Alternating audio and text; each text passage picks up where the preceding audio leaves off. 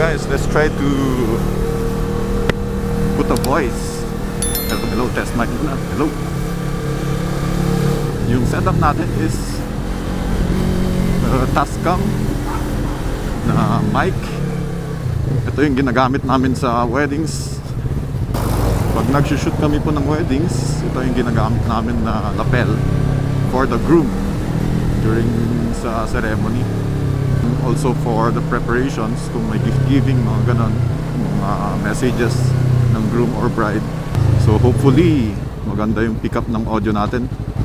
We're trying to give a voice to this vlog, guys. And ito na nga, parang ang first problem ko is habang nagsasalita, nagpa-fog na po yung visor natin. Pero okay lang. So ang first ride natin with the voice is with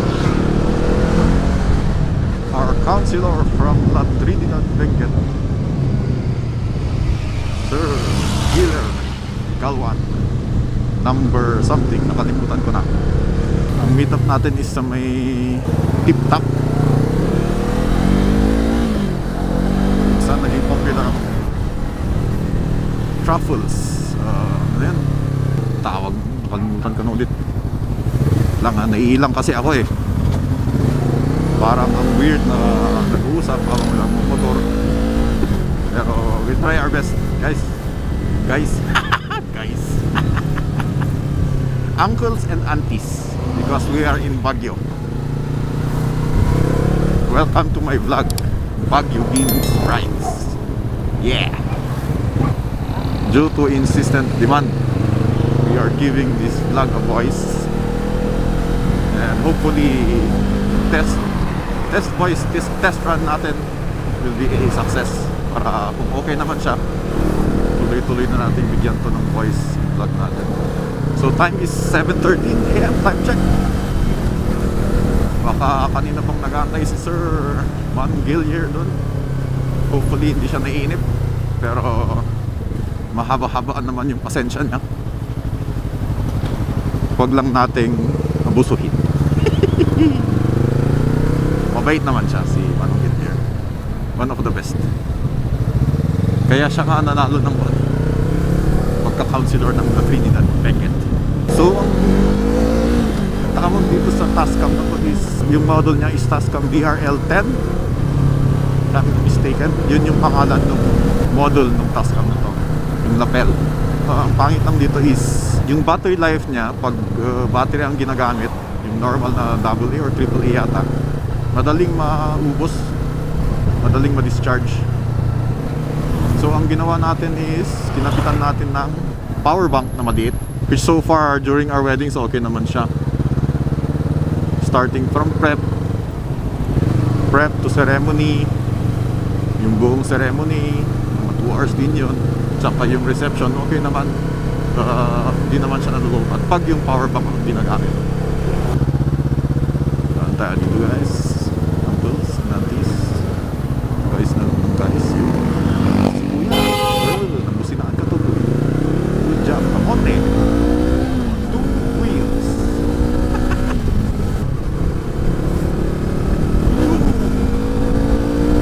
Go baby, MT-03, yun pala ang motor natin, uncles. MT-03 Yamaha. I was supposed to get a R3, pero ang heart ko talaga is naked. Kasi ang dream bike ko talaga noon is MT-07, pero syempre hindi pa natin afford yun. So nung nakita natin yung chill lang, chill. So nung nakita natin yung MT-03, yun, we went for it. Wala naman akong complaints dito sa MT-03. Super love ko siya. And his name pala is Kuroneko, which means black hat in Japan. Okay, we're here already in Barangay Pakdal, going up tip-top. Mamayang hapon or later this morning, hopefully makakaride din natin si Roscoe Abon, owner of Jap OC Trading. Isa rin siya sa sponsor natin, guys. Ang dami nating sponsors, uncles and aunties. sobrang mapalat tayo na magkaroon ng ilang sponsors din. Moral support, number 1 na binibigay. Walang financial na support, pero sa moral support, sobrang laking tulong. So, yun pa lang, nakita ko is sponsor na natin sila. Si Roscoe po ay naka Honda 500 CBX yan, CBX 500 adventure bike. Hopefully kung may chance tayo, ipaparide niya sa atin, tapos try natin i-review. Pero syempre, first na i-review natin is yung MT-03 kasi 1 year na siya sa akin. Pag 1 year actually. Today is summer, this time pala here in Baguio, so it's not that cold during the mornings. Pero sa mga 12, mga ganun, sobrang init, uncles and aunties. Kasi nga yung isang work natin is cook sa Shrimp Pirate seafood restaurant, which is, guys, another sponsor of ours, believe it or not. Ilang months pa lang yung vlog natin na to, ang dami na nating sponsors. Diyan yung Jap Aussie, diyan yung El Garay Studios, shout out El Garay Studios. Tsaka nga yung Shrimp Pirate Seafood Restaurant. Meron pa isa, Giga Moto. Yan, sponsors natin ang mga yan.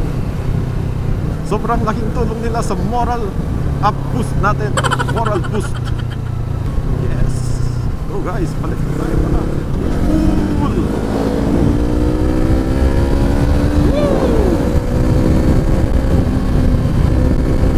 Ito, ito sa MT-03. Ang cool na guys. Acceleration on. Sa high revs siya. Hindi siya tulad ng MT-07 na yung pool niya is low revs. Oops. Bikers parang may hinahanap. Hinahanap na ewan. Gold yata, balitok dito sa Baguio is gold. Parang hinahanap yata nila yung Yamaha treasure, wala naman dito. Ako, 26 minutes na nag-aantay si Villier. Hopefully, okay pa siya.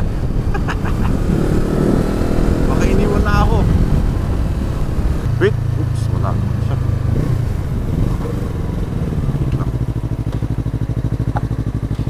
Nauna na siya, pero we'll follow.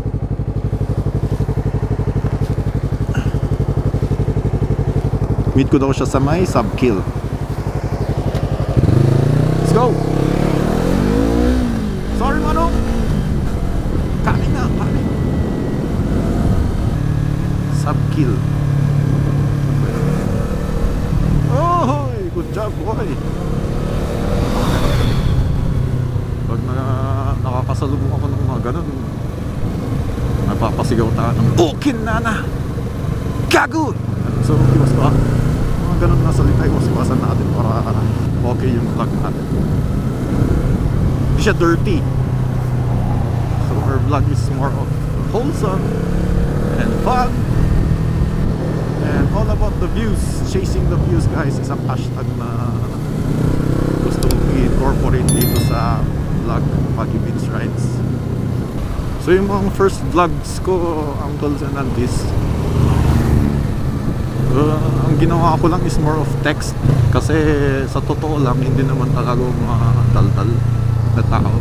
I'm not that all this. Hindi ako magaling magsalita. May stage fright ako. May takot ako sa tao. Pero noon nagsasalita ako dito sa vlog, parang okay lang naman pala kasi mag-isa ko lang eh. Kinahana. So parang okay naman.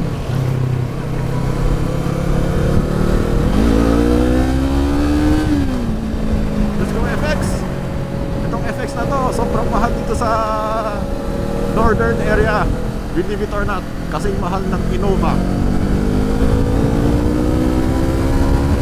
Kahit na bulok-bulok, bibilin pa rin. Kasi ewan ko. So yung first vlogs natin was pure text. I was inspired sa videos ni Shaft. I-check nyo sa YouTube, Shaft ang YouTube name niya. And yung mga videos niya is more of texts din, subtitles, tsaka more of pure sound videos. Ang ganda. Ang riding niya is very safe, very fast, very quick, very agile, but very safe. Yun ang isa sa idols ko sa YouTube. Check nyo din si Superbike Racer. Isa rin sa idols ko sa bankingan. Banking itong banking na yun. Basta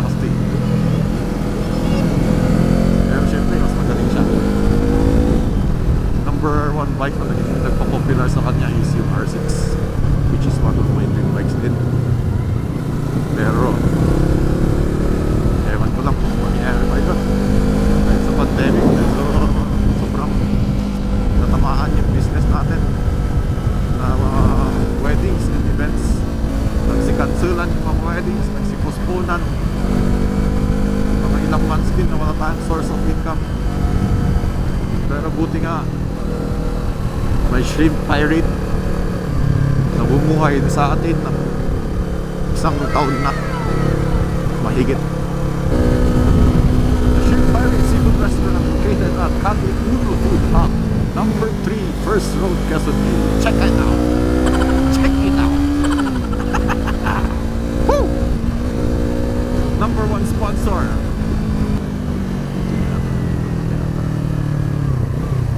Ayun! Ay nako! Close din!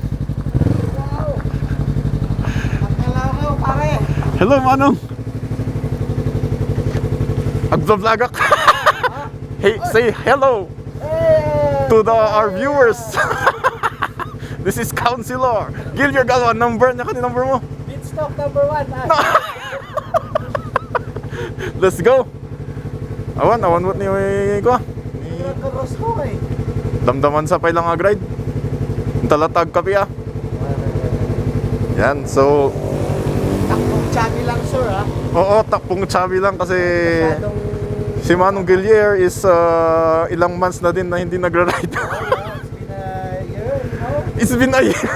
Since the pandemic started. So... Oo nga, pero look at his bike naman, alagang-alaga. Woo!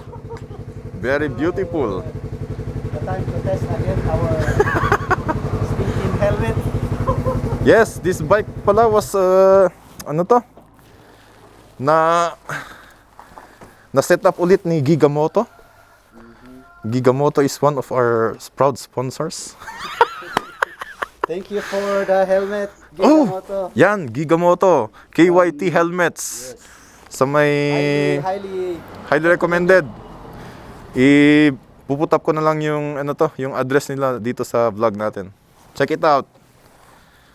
Si Tokoy, hanapin niyo si Tokoy. Poging-poging tao. Hindi niyo mamimiss. So I will follow Manong Gildier. Ganito pa lang mag-vlog. Kailangan may dalang tubig lagi. Pero malapit naman na kami sa may Arteos. Magpo-coffee daw muna kami. Oops, diretso na tayo. Tapos ng Arteos. So I think Manong Gillier has other plans. Let's go! Woo! Chill ride muna, chill ride. Okay, ilang months nang hindi nag-ride si Manong Gillier. No! God, please, no! No! No! Look at the view, baby!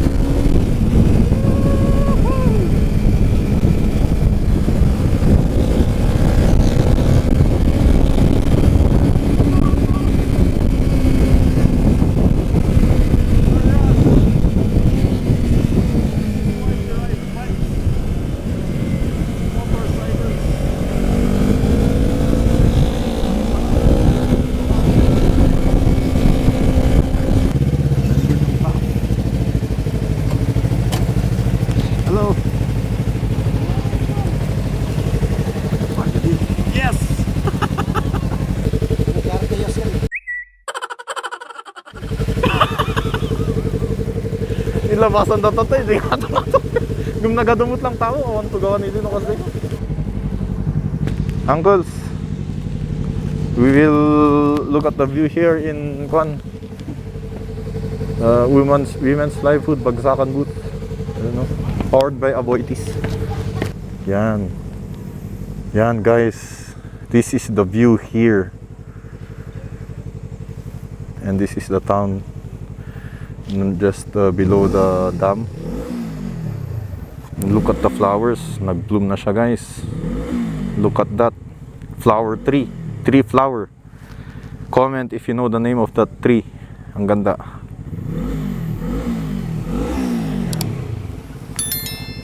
Ganda. Ang the best dito is pag nag-release ng tubig yung Ambuklao Dam, sobrang ganda nung view. Ang ganda. So hopefully one time makikita niyo yung release ng tubig dito sa dam. Hindi kayo ma-disappoint. Ang daming kainan din dito. Ambuklao View Deck Eatery. And then meron din dito sa baba. Antinelias. That's where we usually eat. So, coffee muna tayo guys. Yan guys, so push our audio yan. Ito guys yung lapel natin na ginagamit natin sa weddings. Ito yung nakakabit sa helmet. And just right now nag-message si Roscoe, isa sa mga sponsors natin, Jap Aussie Trading. Sabi niya darating daw siya, so aantayin namin. Naka-big bike naman siya, so mga less than 10 minutes andito na siya. So yung ride namin is mga 20. Siya gagawin niyang 10 minutes kasi big bike. Takbong chubby lang. Takbong chubby. Okay guys, kape muna kami. Okay na. Takot kasasayatan na vlog.